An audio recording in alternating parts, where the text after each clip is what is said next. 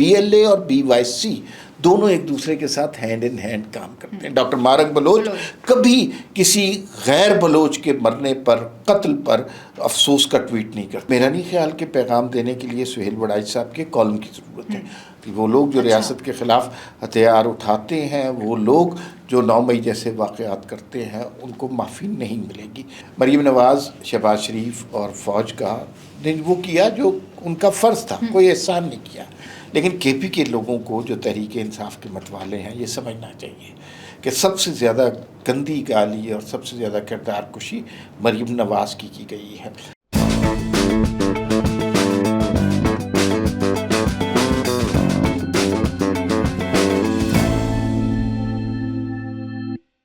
السلام علیکم، میں ہوں آپ کے ساتھ رمشا عارف اور آپ دیکھ رہے ہیں وی ٹاک. عمار صاحب میرے ساتھ موجود ہیں. آج جن 3 ٹاپکس کے اوپر ہم بات کریں گے، سب سے پہلے تو ہم بات کریں گے کہ آج سرفراز بگٹی صاحب نے بڑی اہم پریس کانفرنس کی. اس پریس کانفرنس میں انہوں نے کہا کہ 14 اگست کو بلوچستان ایک بڑی تباہی سے بچ گیا.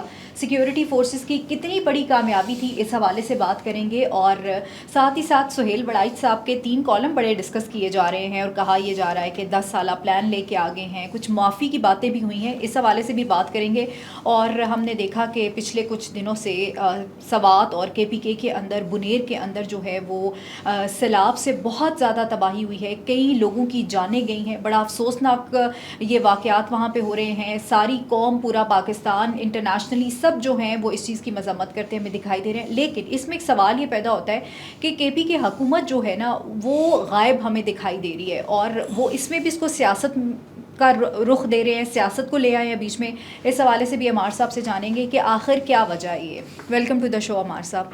عمار صاحب، سب سے پہلے تو آج سرفراز بگٹی صاحب نے بڑی اہم پریس کانفرنس کی. آپ سیکیورٹی فورسز کی اس کارروائی کو کتنی بڑی کامیابی سمجھتے ہیں؟ دیکھیے، آج بہت خوشی کا دن ہے اور مبارکباد کا دن ہے. سیکیورٹی ایجنسیز نے جس طرح اتنی بڑی دہشت گردی کی کارروائی کو روکا ہے، اور 14 اگست والے دن یہ واقعہ پلان ہو رہا تھا. آپ امیجن کیجئے کہ ایک طرف سارا پاکستان سیلیبریٹ کر رہا تھا، ہم اس وطن کی عظمت کے ترانے گا رہے تھے، جھنڈے لگا رہے تھے. اگر اس وقت ایک خون چکا حادثہ ہوتا جس میں جو ان کا پلان تھا سینکڑوں لوگ مارے جاتے، شہید ہوتے، تو اس 14 اگست والے دن ہمارے ٹیلی ویژن پہ کیا چل رہا ہوتا؟ لاشیں ہوتی، ماتم ہوتا، رونا دھونا ہوتا، خون ہوتا. تو اس سے ظاہر ہے دنیا میں بھی پاکستان کے حوالے سے یہی خبر جانی تھی کہ پاکستان وہ ملک ہے جو اپنا جشن آزادی بھی سیلیبریٹ نہیں کر سکتا. لیکن جس طرح یہ نیٹ ورک پکڑا گیا وہ قابل تحسین ہے، اور میرے خیال میں ہماری سیکیورٹی ایجنسیز مبارکباد کی مستحق ہیں. دوسری بات بہت امپورٹنٹ یہ ہے کہ جن لوگوں کو پکڑا گیا، ڈاکٹر عثمان قاضی، وہ خود PhD ڈاکٹر ہیں، اور ساتھ ان کی اہلیہ جو ہیں حکومت پاکستان کی ملازمہ ہیں اور 17ویں گریڈ میں ہیں. اس کے علاوہ ان کی والدہ جو ہیں وہ بھی پینشنر ہیں. یعنی کہ یہ 3 لوگ ہیں جو ریاست پاکستان جن کے خرچے پورے کر رہی ہے. یہ جاہل لوگ نہیں ہیں، یہ ان پڑھ لوگ نہیں ہیں، یہ وہ لوگ نہیں ہیں جو کسی غلط فہمی میں، کسی غلط بیانیے کا شکار ہو جائیں. یہ جان بوجھ کر، سوچ سمجھ کر اس ساری اسکیم کا پارٹ بنے ہیں، اور یہ BLA کی جو ادر فیکشن ہے مجید بریگیڈ کا حصہ ہیں. تو یہ کہیں سے بھی بلوچستان کے لوگوں کی محرومی کی جنگ نہیں لڑ رہے. اچھا عمار صاحب، ایسا ہے کہ کہا یہ جا رہا ہے، بہت سے لوگ یہ بات کرتے ہیں کہ شاید بلوچستان بہت زیادہ پسماندہ ہے، اس وجہ سے وہاں پہ دہشت گردی بہت زیادہ ہوتی ہے. ہم نے ماضی میں بھی دیکھا کئی دہشت گرد گرفتار بھی ہوئے، پکڑے بھی گئے، لیکن آخر پڑھے لکھے، ہم نے دیکھا کہ بہت سے ایسے پکڑے جاتے ہیں. آپ نے دیکھا ہوگا کہ پہلے بھی پریس کانفرنس ہوئی، اس میں پڑھے لکھے لوگ جو ہیں وہ دہشت گردی کی طرف راغب ہو رہے ہیں.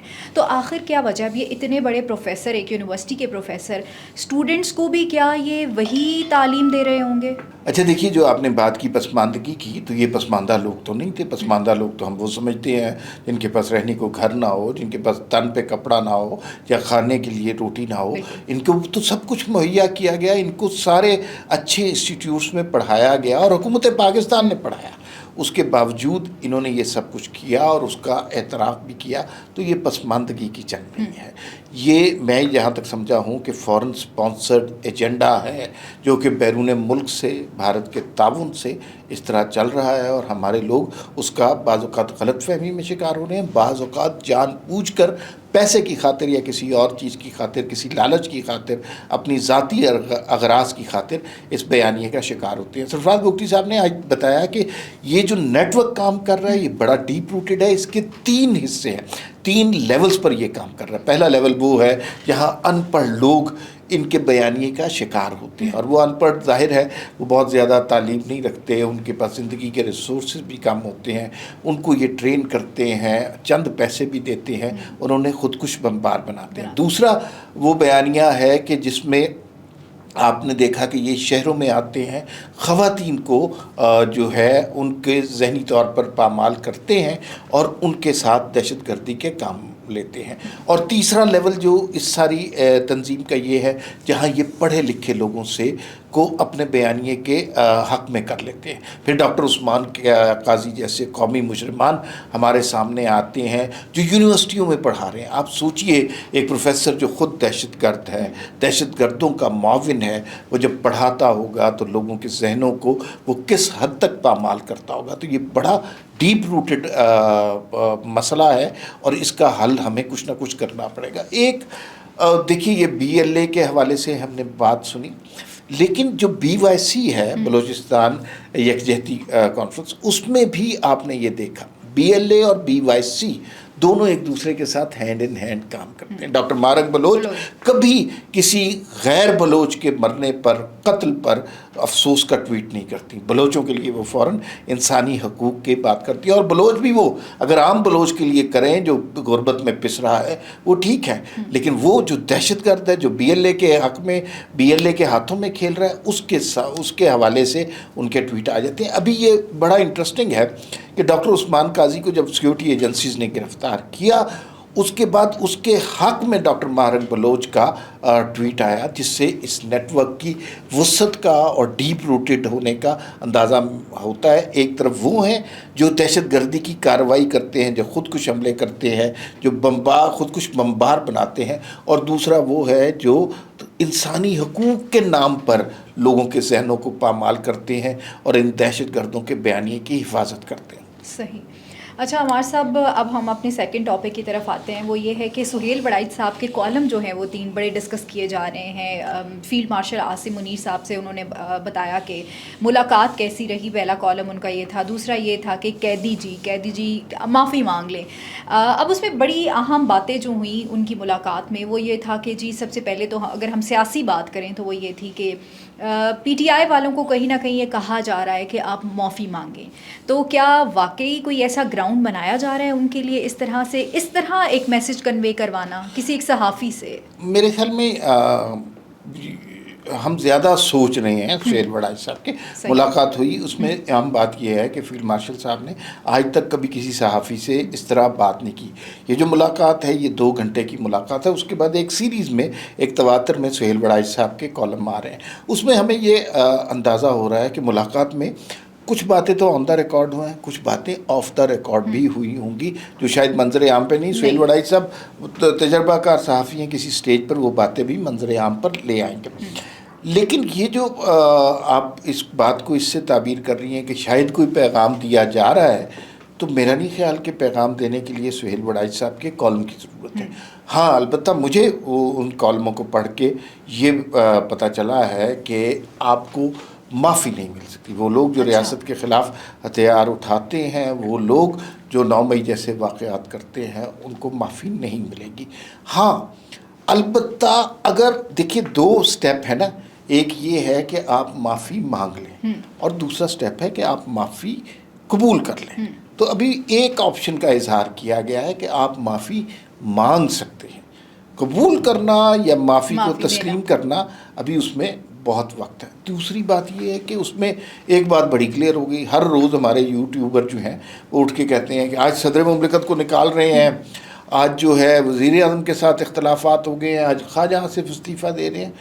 تو اس سے بالکل کلیئر ہو جانا چاہیے کہ بھئی پارٹی یہی چلے گی، سسٹم یہی چلے گا، آپ اس نظام کو ہائبرڈ نظام کہیں یا کوئی نظام کریں، نظام یہی ہے اور اس کے درمیان کوئی رخنا نہیں پیدا ہو رہا۔ اچھا، وہ جو انہوں نے 5 اور 10 سالہ ایک پلان کی بات کی ہے، بہت سے صحافی یہ بھی بات کرتے دکھائی دے رہے ہیں، میں نے دیکھا کہ ٹویٹر پہ بھی بہت سے صحافی یہ بات بول رہے تھے کہ فیلڈ مارشل عاصم منیر نے کہا ہے کہ عمران خان تم 10 سال قید ہی رہو گے، تم باہر نکل کے دکھاؤ۔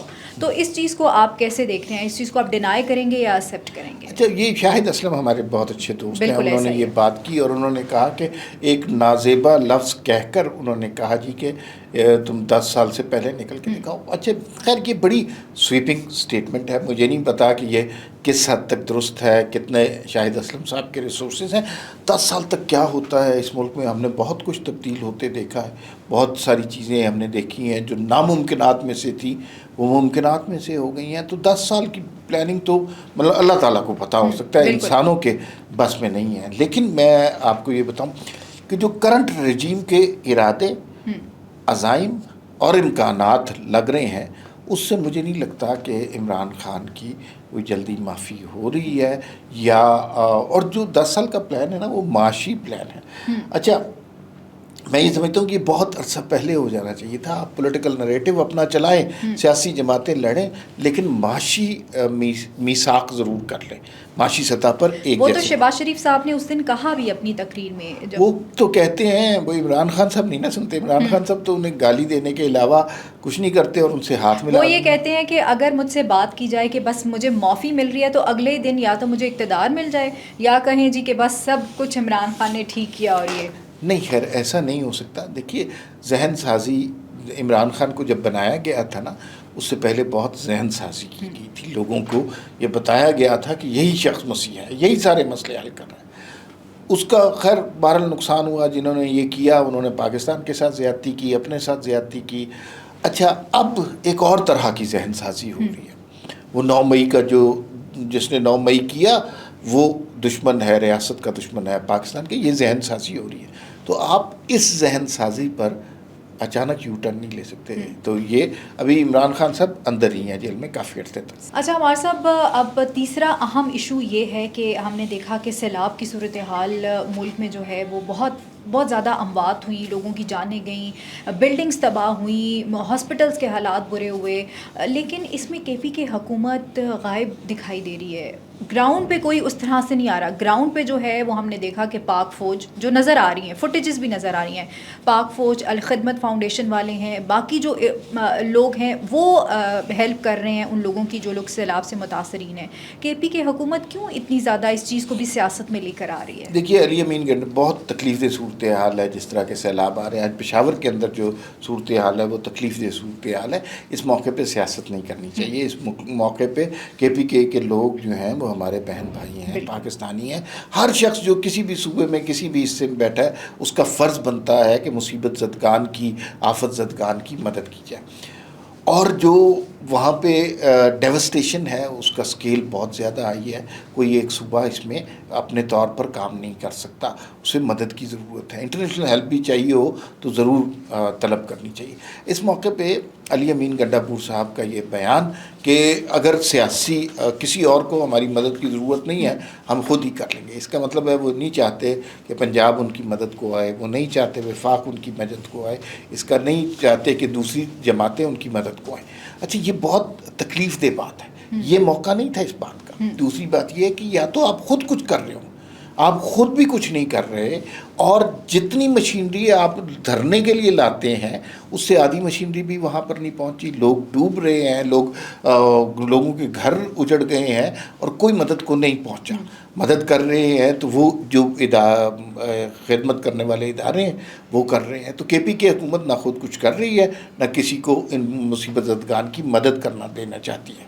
عمار صاحب دیکھیں، مریم نواز صاحبہ اس ٹائم جاپان میں موجود ہیں، انہوں نے علی امین گنڈاپور سے رابطہ کیا، انہوں نے کہا آپ کو جتنے ریسورسز چاہیے، جو ہیلپ چاہیے وہ ہم آپ کو پرووائڈ کریں گے، لیکن پھر اس بیسس پہ یہ کہنا جی کہ نہ ہمیں وفاق کی طرف سے کوئی ریسورسز پرووائڈ کیے جا رہے ہیں، نہ باقی صوبے ہمیں کوئی ایسے ریسورسز پرووائڈ کیے جا رہے ہیں، تو یہ کیوں ایسا کر رہے ہیں کے پی کی حکومت؟ دیکھیے، بہت اچھی بات ہے، مریم نواز پنجاب کی وزیر اعلیٰ ہیں، انہوں نے علی امین گنڈاپور کو فون کیا، انہوں نے کہا کہ سیلاب زدگان کے لیے جو مدد آپ کو درکار ہے पंजाब वो मदद करेगा। और मरीम नवाज़ आई एम श्योर जैसे ही जापान से आएंगी वो फौरी तौर पर KPK जाएंगी और लोगों की मदद भी करेंगी। मुझे ये पता भी चल रहा है कि पंजाब हुकूमत वहाँ पर बड़े पैमाने पे इमदादी कार्रवाइयाँ और कैंप भी शुरू कर लेगी। शहबाज शरीफ साहब ने जितना ज़्यादा किया, उन्होंने कहा कि हर वो शख्स जो जान से गया उसके लवाहिकीन को 20 लाख रुपया मिलेगा। फिर उसके साथ साथ उन्होंने इमदादी कैंप, ख़जाने के मुंह खोल दिए। उन्होंने कहा जी पूरी अपनी काबीना को भेज दिया, वो विज़िट कर रही है, अमीर मकाम साहब विज़िट कर रहे हैं कि जाके देखें सूरत हाल, जो कुछ बन पड़ता है वो वहाँ पर करें। इसी तरह पाकिस्तानी फ़ौज को देख लीजिए, मुश्किल हालात में अपनी जान पर खेल कर वो लोगों को बचा रहे हैं। एक मुझे लेट मी, वो अपनी जान को पे खेल के लोगों को बचा रहे हैं।